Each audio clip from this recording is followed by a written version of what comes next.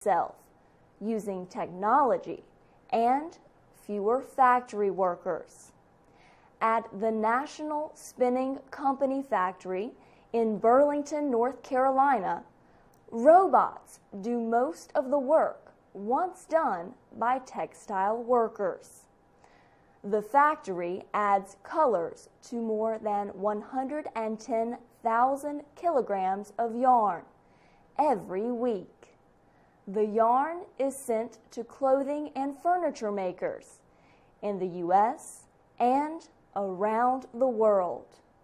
Michael Hankinson is one of only 2 workers who take care of the machines. He says it would take an army of men to do the work now done by computer-controlled robotic machines. Technology is helping the company compete with factories in other countries that pay workers only a few dollars a day.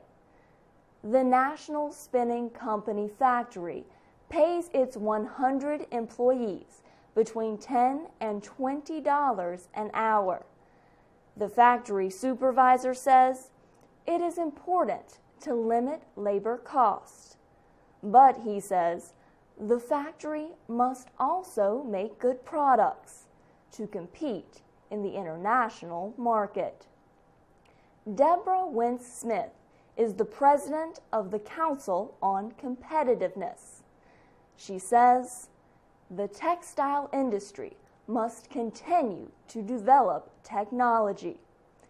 The industry has built 23 factories in the last 3 years. It has also increased its exports by 30%. The American textile industry is showing new signs of life. For VOA Learning English, I'm Carla Babb.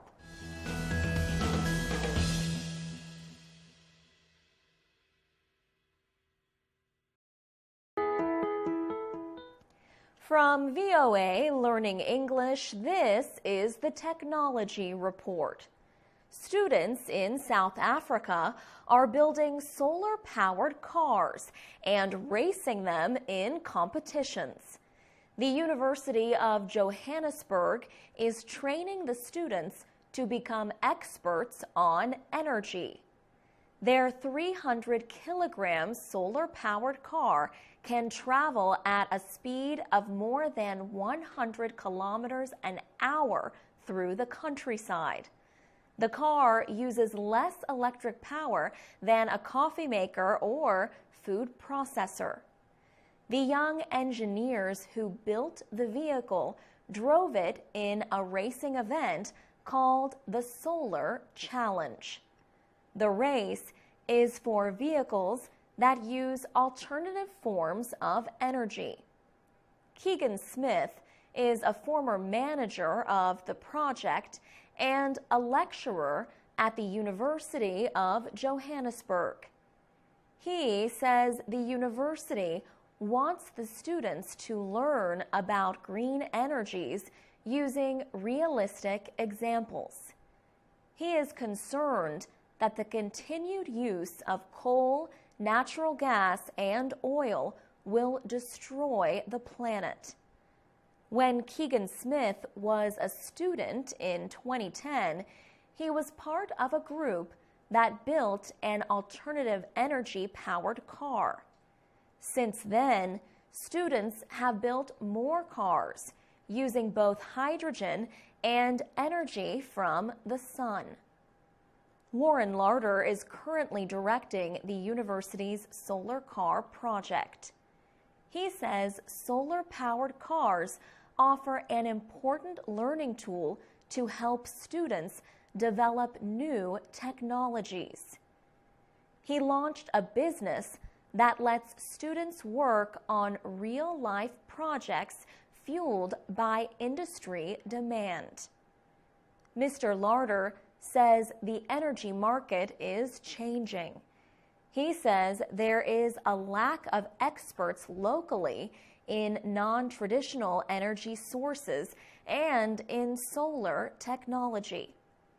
Warren Larder and his students are working on a car to enter in the next Solar Challenge in August 2014.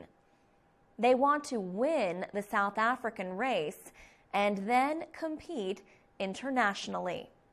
For VOA Learning English, I'm Alex Villarreal.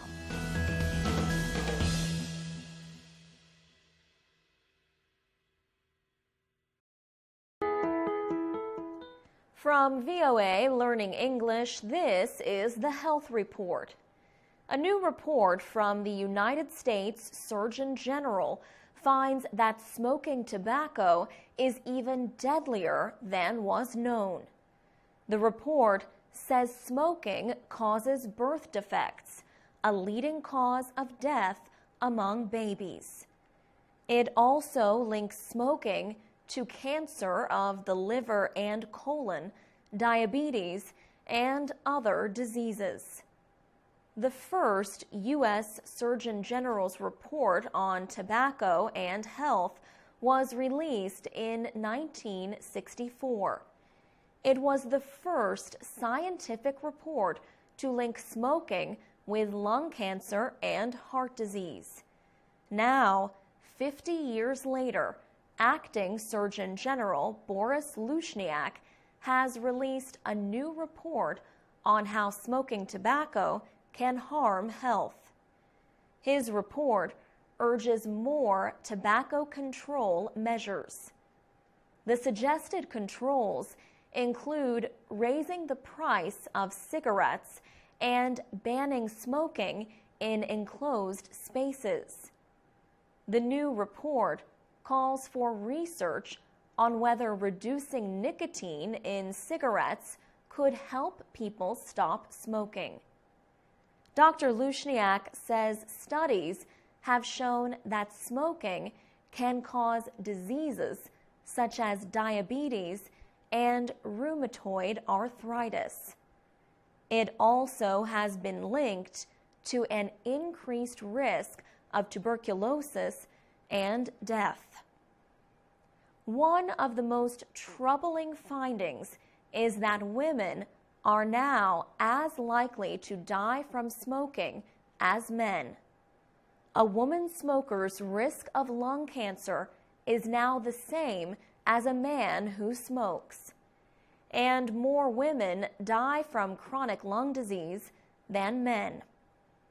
Those who do not smoke are at a higher risk for stroke when left unprotected from tobacco smoke. The latest research also shows the chemicals in tobacco smoke can harm brain development in a fetus. The Surgeon General supports more anti-smoking media campaigns and more help for people who want to stop smoking. For VOA Learning English, I'm Alex Villarreal.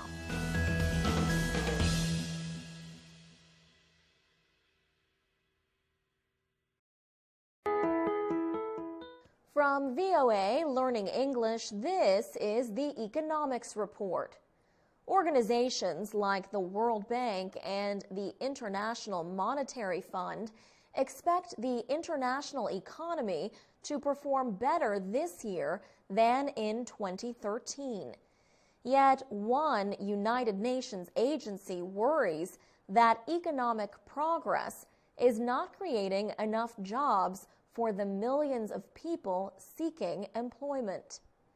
The UN's International Labor Organization is saying current economic growth has not helped the world's unemployed. The ILO released a report on employment in January. Guy Ryder of Britain is the Director General of the agency. He says there were over 200 million people unemployed in 2013, an increase of 5 million from the year before. That means new jobs created by economic growth are not keeping up with the number of people entering the job market. One question is whether the current period of economic growth is leading to job creation. The ILO says, based on current information, the world will have 18 million more jobless men and women by 2018. Many of these are young people between the ages of 15 and 24 who are just entering the job market. Guy Ryder says youth unemployment is a major concern.